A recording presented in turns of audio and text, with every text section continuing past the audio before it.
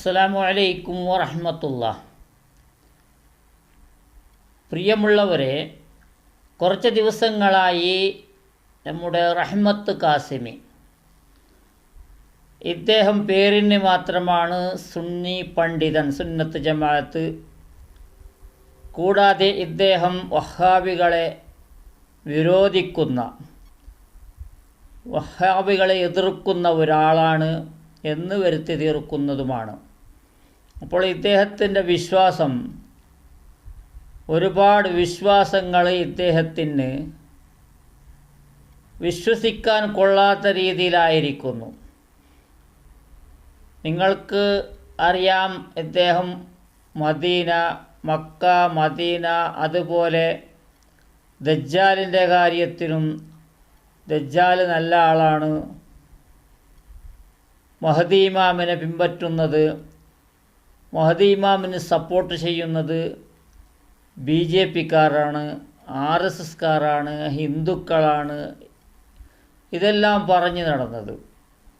അപ്പോൾ ഇതിന് മുമ്പ് തന്നെ ഇദ്ദേഹം വഴി തെറ്റിട്ടുണ്ട് എന്ന് നമുക്ക് മനസ്സിലാകുന്ന ഒരു കാര്യവും കൂടി ഇദ്ദേഹം പറയുന്നു. അതിനെ നിങ്ങൾ കേൾക്കണം സഹോദരന്മാരെ. ഇദ്ദേഹം ഈ രീതി പറഞ്ഞു നടക്കുന്നത്, ഇദ്ദേഹം എപ്പോൾ തന്നെ ഒരുപാട് വർഷങ്ങളായി ഷിയാ തത്വം, ഷിയാ വിശ്വാസം, ഷിയാക്കളുടെ വിശ്വാസത്തെ സപ്പോർട്ട് ചെയ്യുന്നത്, ഷിയാക്കളെ സപ്പോർട്ട് ചെയ്യുന്നതുമായ കാര്യമാണ് നമുക്കിവിടെ മനസ്സിലാവുന്നത്. ഇദ്ദേഹം പറയുന്ന കാര്യം, അലി റളിയല്ലാഹു അൻഹുവിൻ്റെ കാര്യം. അലി റളിയല്ലാഹു അൻഹു, അദ്ദേഹത്തിൻ്റെ ബഹുമാനമില്ല, ആദരമില്ല, സ്ഥാനമില്ല എന്നല്ല, എങ്കിലും നബി സല്ലല്ലാഹു അലൈഹി വസല്ലമ തങ്ങൾ ബഹുമാനിച്ച ഒരാളാണ് അബൂബക്കർ സിദ്ദീഖ്. അതിന് ശേഷം ഖലീഫന്മാർ ഉമർ ഇബ്നുൽ ഖത്താബ്, ഉസ്മാൻ ഇബ്നു അഫ്ഫാൻ, അതിന് ശേഷമാണ് അലി റളിയല്ലാഹു അൻഹു. ഇവിടെ ഇദ്ദേഹം പറയുന്നത് ഷിയാക്കളുടെ വിശ്വാസമാണ്, നമ്മൾ മനസ്സിലാക്കണം. അപ്പോൾ ഇവിടെ ഇദ്ദേഹം ഷിയാക്കളുടെ വിശ്വാസത്തെ മനസ്സിൽ വിശ്വസിക്കുകയും ഇദ്ദേഹത്തിൻ്റെ ജീവിതമാർഗമായി സുന്നികളെ കൂട്ടിപ്പിടിച്ചും കൊണ്ട് സുന്നികൾ ക്ലാസ് എടുക്കുന്നതുമാണ്, സുന്നത്ത് ജമാഅത്തിൻ്റെ ആളാണെന്ന് വരുത്തി തീർക്കുകയാണ്.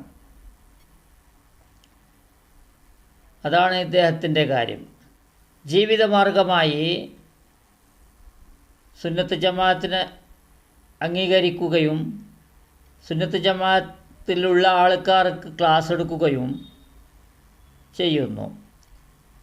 അദ്ദേഹം മുജാഹിദുകളുടെ വിരോധിയാണെന്നും മുജാഹിദുകൾക്ക് കടുത്ത എതിരാണെന്നും വരുത്തി തീർക്കുന്നു.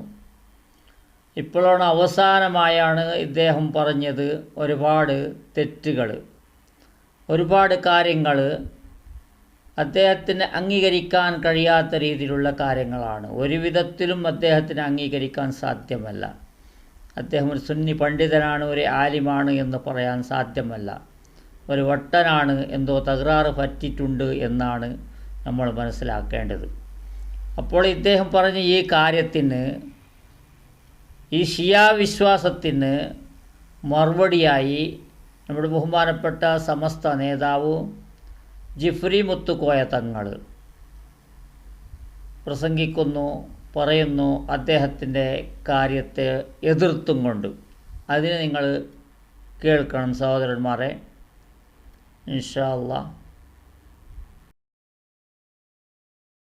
കഴിഞ്ഞാൽ ലോകത്തെ ഏറ്റവും പ്രധാനി ആരാണ്?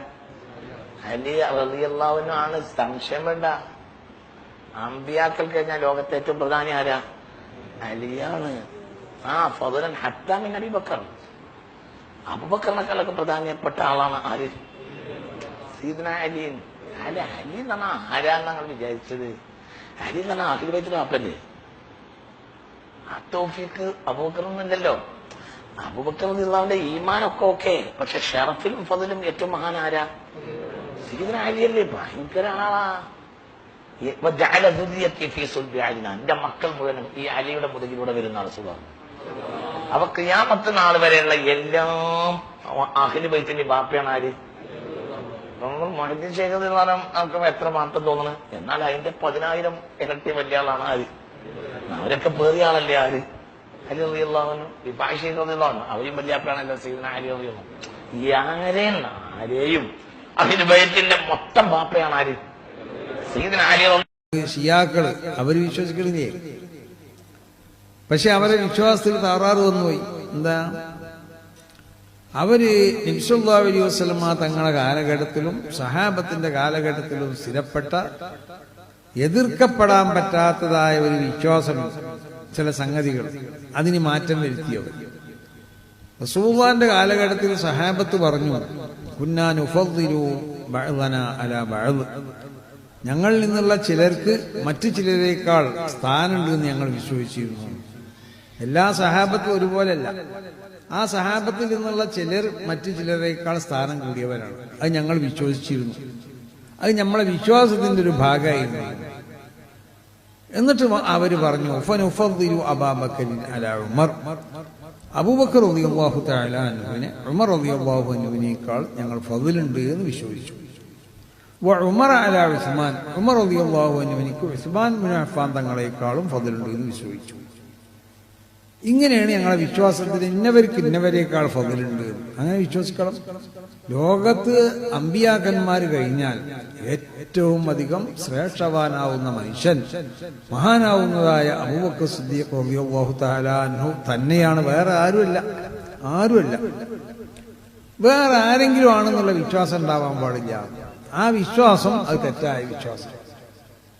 അത് നബി സല്ലല്ലാഹു അലൈഹി വസല്ലമ തങ്ങളുടെ കാലത്തിലും ആ നബി നല്ല നൂറ്റാണ്ട് അംഗീകരിച്ച ആ നൂറ്റാണ്ടിലുള്ളതായ ആളുകളെ വിശ്വാസമല്ല. നേരെ മറിച്ച് ഷിയാക്കൾ നോക്കും. അവർ വിശ്വസിക്കുന്നത് എന്താ? അവർ അലി റളിയല്ലാഹു തആല അൻഹു അബൂബക്കർ റളിയല്ലാഹു തആല അൻഹുവിനേക്കാളും ഉമർ ഇബ്നു ഖത്താബ് തങ്ങളെക്കാളും ഉസ്മാൻ ഇബ്നു അഫ്ഫാൻ തങ്ങളെക്കാളും ശ്രേഷ്ഠവാനാണെന്ന് വിശ്വസിക്കുന്നത്. അലി റളിയല്ലാഹു അൻഹു വലിയ മഹാനാണ്, അതിൽ യാതൊരു സംശയമില്ല. അവർക്കൊരുപാട് ഫദ്ലുകളുണ്ട്. നബി സല്ലല്ലാഹു അലൈഹി വസല്ലമ തങ്ങൾ തന്നെ അലി റളിയല്ലാഹു തആല അൻഹുവിനെ പറ്റി ഒരുപാട് ഫദ്ലുകൾ പറഞ്ഞിട്ടുണ്ട്, ഒരുപാട്. അപ്പൊ അലി റളിയല്ലാഹു തആല അൻഹുവിനെ നമ്മൾ ആദരിക്കണം.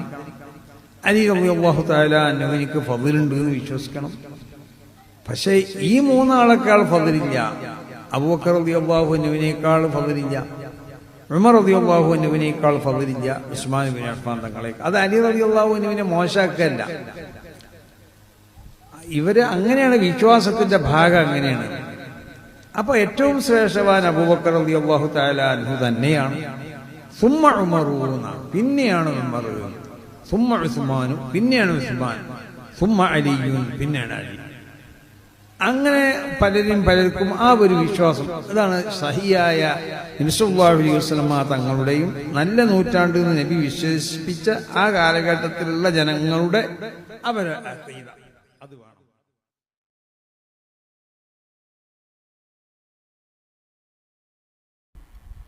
ഇതാണ് ഇവിടെ നമ്മൾ പ്രതിപാദിക്കേണ്ട കാര്യം. ബഹുമാനപ്പെട്ട ജിഫ്രി മുത്തുക്കോയ തങ്ങൾ പറഞ്ഞ കാര്യമാണ്, നമ്മളെല്ലാവരും അംഗീകരിക്കുന്ന കാര്യമാണ്.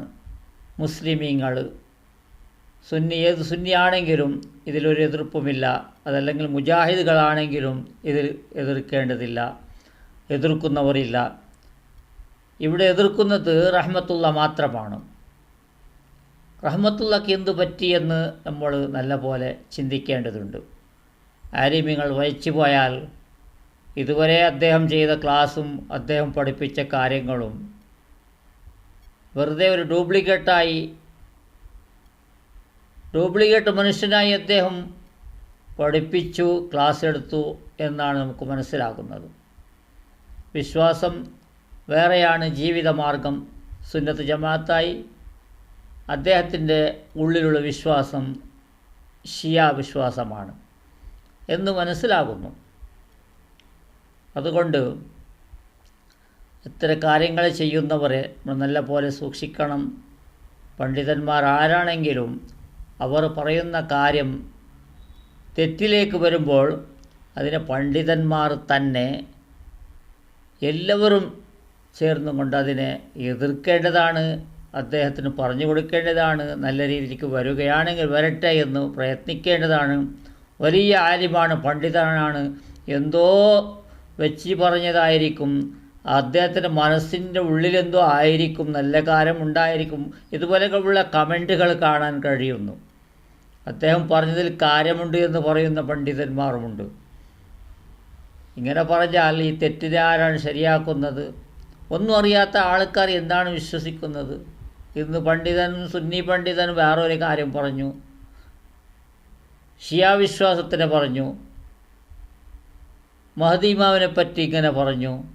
മഹദി ഇമാമിനെ BJPക്കാർ RSSക്കാരാണ് അംഗീകരിക്കുന്നതും ബഹുമാനിക്കുന്നതും ആദരിക്കുന്നതും സപ്പോർട്ട് ചെയ്യുന്നതും എന്ന് പറഞ്ഞാൽ ഇതിനെന്താണ് പറയേണ്ടത്?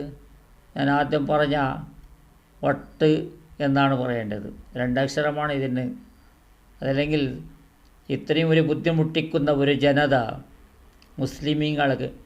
മുസ്ലിമുകൾക്ക് ഒരു അല്പം പോലും സ്വയം കൊടുക്കാതെ ജീവിക്കാനും ബിസിനസ് ചെയ്യാനും എല്ലാ കാര്യത്തിലും മുസ്ലിമിനെ ലക്ഷ്യം വെച്ചുകൊണ്ടാണ് അവർ ഇതുവരെ ഭരിച്ചത്.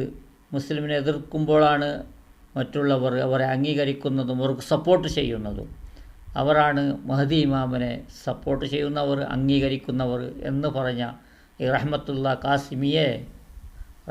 കാസിമിയ എന്ന് പറയണം, റഹ്മത്തുള്ള എന്ന് പറയരുത്. റഹ്മത്ത് കാസിമിയെ നിങ്ങൾ അംഗീകരിക്കണോ, ഇനിയും അദ്ദേഹത്തിന് ക്ലാസ്സിന് പോകണോ, അതല്ലെങ്കിൽ പോകാതിരിക്കണോ എന്ന് നിങ്ങൾ തന്നെ ആലോചിച്ച് ചിന്തിച്ച് പ്രവർത്തിക്കുക. ഇൻഷാ അല്ലാഹ്. അസ്സലാമു അലൈക്കും വറഹ്മത്തുള്ളാഹി.